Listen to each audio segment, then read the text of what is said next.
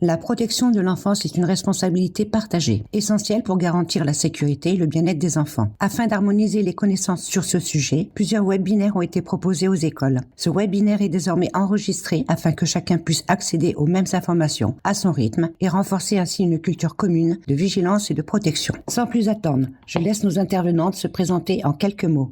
Sylvie.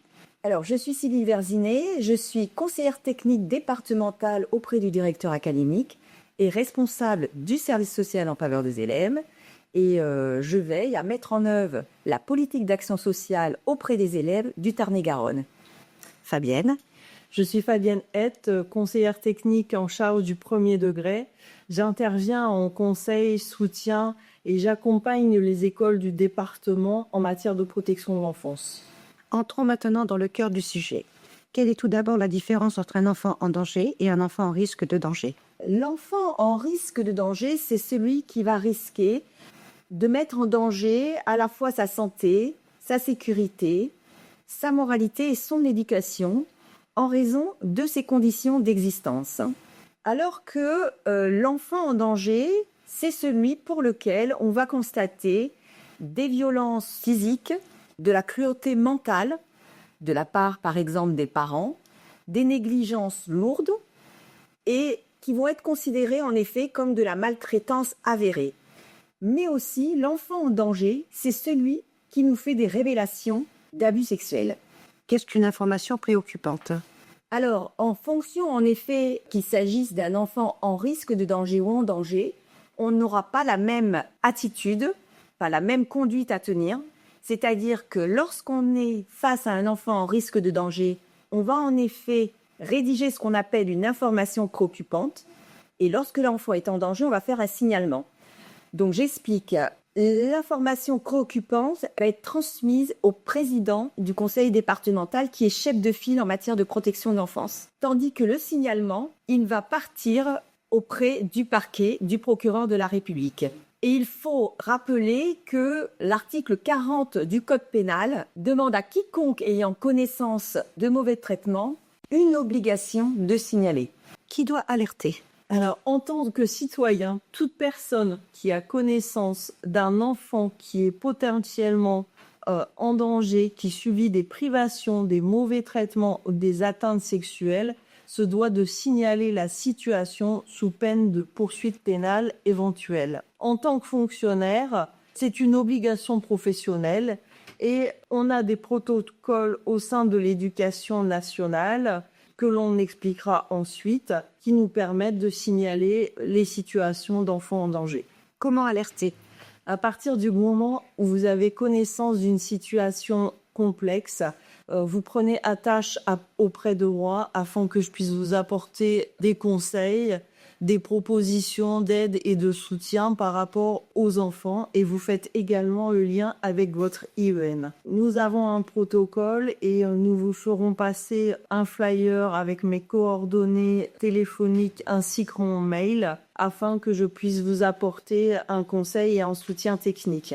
Nous avons également établi une fiche réflexe avec Madame Céline, l'adjointe au DAZEN. Dans le cadre de cette fiche, vous verrez qu'il y a obligation d'informer les représentants légaux de la transmission éventuelle d'une information préoccupante.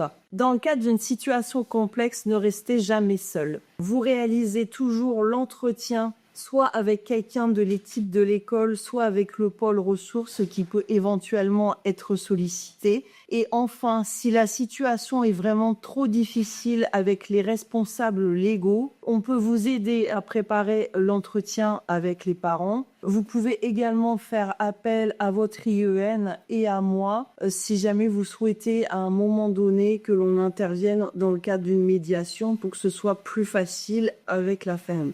Quels sont les indicateurs de risque ou de danger qui permettent de s'interroger sur la situation d'un enfant ? Alors, les indicateurs de risque ou de danger, ils vont varier en fonction de l'intensité, de la fréquence ou de l'accumulation dans le cadre de la situation de l'enfant. Soit l'élève, par exemple, peut vous paraître anxieux, une fatigue extrême et permanente, s'il y a de l'absentéisme fréquent, Si vous êtes face à un enfant qui a un changement de comportement avec de la violence éventuelle qui se développe de plus en plus, si vous êtes face à une famille qui ne se présente pas au rendez-vous, ça veut dire que là, vous commencez à accumuler un certain nombre d'indicateurs qui peuvent vous alerter sur la situation de l'enfant. Si la décision de transmission d'un écrit a été actée avec Madame Haidt, comment écrire et quoi? Dans le cadre d'un écrit et de la transmission d'un écrit, on s'en tient aux faits, rien qu'aux faits. On ne donne surtout pas son avis sur la situation. On ne détient pas la vérité. On décrit la situation à un instant T. Nous n'affirmons pas ce que nous avons vu, entendu ou constaté.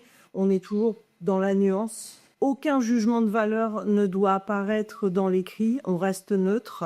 À partir du moment où nous avons acté ensemble le fait de rédiger un écrit, je suis à votre disposition pour le relire et vous aider dans la rédaction de celui-ci. Donc il ne faudra pas hésiter à me contacter, à me l'envoyer et on revoit ensemble les éléments et le contenu de l'écrit. À qui transmettre l'écrit? Cet écrit, il est toujours transmis à la cellule de recueil des informations préoccupantes, à savoir la CRIP.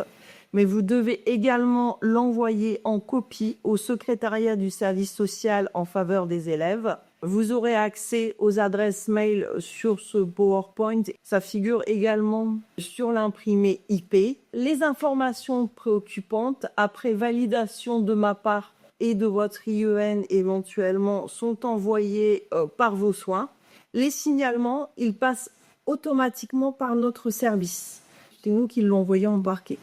Élément important, à partir du moment où vous avez connaissance d'une situation potentielle d'enfant en danger et que vous faites un écrit, il faut rester joignable.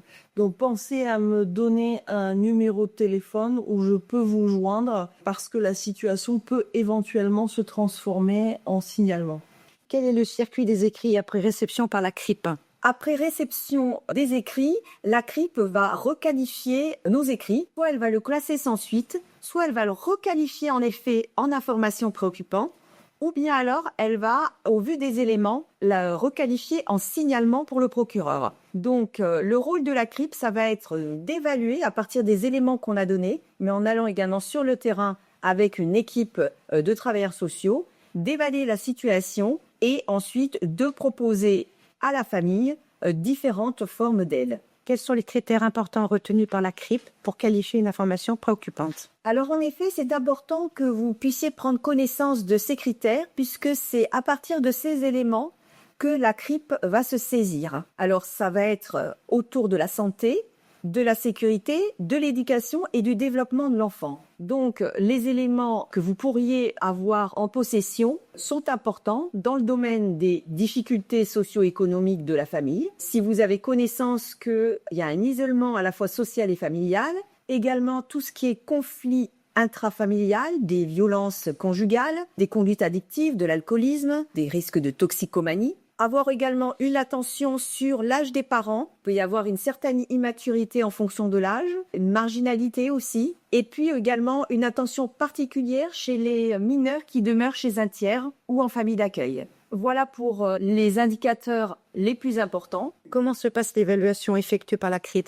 Alors concrètement, lorsque donc la CRIP a requalifié nos écrits par une information préoccupante, elle va envoyer à la fois un accusé-réception au professionnel qui a transmis cette IP. Donc, vous recevrez par le biais de notre secrétariat donc un accusé-réception. Et ensuite, elle va auprès des parents, du moins des titulaires de l'autorité parentale, envoyer également un courrier pour les informer et proposer un rendez-vous. Il y aura donc par la suite une visite à domicile, un entretien ou plusieurs avec l'enfant et il faut aussi que vous ayez connaissance que l'entretien peut également se dérouler à l'école. Donc il est important à ce moment-là de vérifier qu'en effet, il s'agit bien des travailleurs sociaux de la CRIP, mais vous pouvez également nous contacter. C'est à la marge, mais sachez que lorsque ces entretiens avec le mineur se déroulent à l'école, les parents sont systématiquement informés et ont donné leur accord. Ils vont bien entendu également contacter les partenaires et faire des liaisons avec nous, puis ils vont rédiger un rapport et avec des conclusions qui seront restituées à la famille. Quelles peuvent être les suites données par la CRIP suite à une évaluation? Alors, suite à l'évaluation, il peut y avoir un classement sans suite, c'est-à-dire que les éléments recueillis et l'évaluation qui aurait été faite ne permettent pas de constituer que l'enfant est en risque de danger. Ensuite, il peut y avoir également auprès des parents, dans le cadre d'aide et d'accompagnement, proposer un suivi de protection maternelle infantile, un suivi psychologique, une médiation familiale, tout ce qui tourne autour de l'accompagnement social. Il peut également y avoir des mesures administratives, c'est-à-dire un contrat passé entre le président du conseil départemental et les responsables légaux pour obtenir des mesures d'aide éducative à domicile, éventuellement un AICOE provisoire, également l'intervention de travailleuses sociales et familiales à domicile et également des accompagnements budgétaires. Il faut savoir que ces mesures sont à tout moment levées sur décision directe des parents ou sur décision du département. Il n'y a pas de notion judiciaire. Et puis, nous avons également, dans les cas les plus graves, c'est-à-dire de la maltraitance avérée, la CRIP peut décider d'un envoi au parquet sous forme d'un signalement. Les suites qui vont être données suite à un signalement au parquet, le procureur peut décider d'une ordonnance de placement, il peut décider d'une enquête pénale, d'une mesure judiciaire d'investigation éducative. Il peut également décider cette fois-ci d'une aide éducative mais judiciarisée, contrairement aux mesures administratives. Il peut également décider d'une expertise psychologique, de médiation familiale et d'accompagnement budgétaire judiciarisé. Madame Versinet, quel serait le dernier conseil que vous pourriez transmettre aux écoles? Alors le dernier conseil, ne jamais rester seul face à une situation d'un enfant en risque de danger. Et concrètement, comment? Concrètement, vous allez recevoir le PowerPoint qui vient de défiler. Vous aurez les coordonnées de Madame Haidt. Vous pourrez nous joindre par téléphone, par mail. Et en cas d'absence, vous pouvez passer par le secrétariat du pôle santé, bien-être et protection de l'enfance qui pourra me joindre ou joindre Madame Haidt. Je vous remercie. Madame Haidt, une dernière phrase pour conclure? L'école est parfois le dernier refuge pour aider et sauver un enfant. Merci de votre attention.